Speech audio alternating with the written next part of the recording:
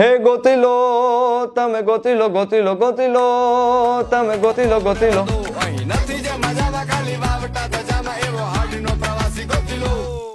2014 से पहले की है, जब यहाँ पे मोदी साहब मुख्यमंत्री थे और मेरी उम्र थी शायद 18-19 साल।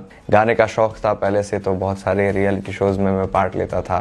उस दिन मुझे याद है हमारे मुख्यमंत्री है ये मैं जानता था और उनके काम के बारे में मैं जानता था, लेकिन मैं मिला नहीं था।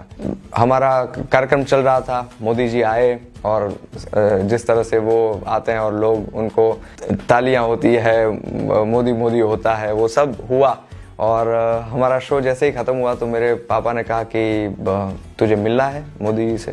मैंने कहा हाँ बिल्कुल। तो मैं मेंटली ऐसा प्रिपेयर कर रहा था कि मुझे अपना परिचय देना होगा कि मैं कौन हूँ। लेकिन मैं जैसे ही स्टेज पे गया और मैं उनके पास आया तो उन्होंने मेरी तरफ देखा और हाथ आगे बढ़ा के कहा, શું છે બેટમ जी। तुरंत ही उन्होंने कहा कि તે तो भाई झंडो फहराई દીધો છે ગુજરાતનો, ભણે છે કે નહીં લા। उनकी एक फनी स्टाइल में उन्होंने कहा कि पढ़ता है कि नहीं। उनका एक एम है, एक ध्येय है कि भारत को एक स्थान उन्हें दिलाना है। अगर कोई व्यक्तित्व आज के ज़माने में है तो वो हमारे प्रधानमंत्री हैं, नरेंद्र मोदी जी हैं। वो चैलेंजेस को एक्सेप्ट करते हैं, तो उनके लिए मैं 2 लाइन गाना चाहूँगा इसकी।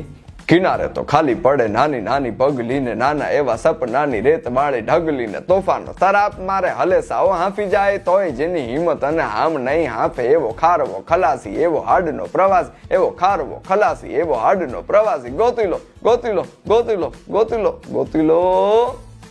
तो ये जो विजन उनके पास है वो बहुत बढ़िया है कि रण तो है, चलिए हम क्या करेंगे, लेकिन वो रणोत्सव शुरू करना, लोग पूरे भारत में से पूरे विश्व में से वहाँ आए और कच्छ के साथ जुड़े, कच्छ की संस्कृति के साथ जुड़े। मोदी जी का ये जो थॉट है रण उत्सव का और रण को हाईलाइट करने का, ये उसके पीछे एक बहुत बड़ा जिसे कहते हैं ना फोर्स है। एक भारत श्रेष्ठ भारत का नारा, मेरे पास मेरा संगीत था तो मैंने अपने संगीत के माध्यम से एक भारत श्रेष्ठ भारत को इस नारे को लोगों तक पहुंचाने का काम किया।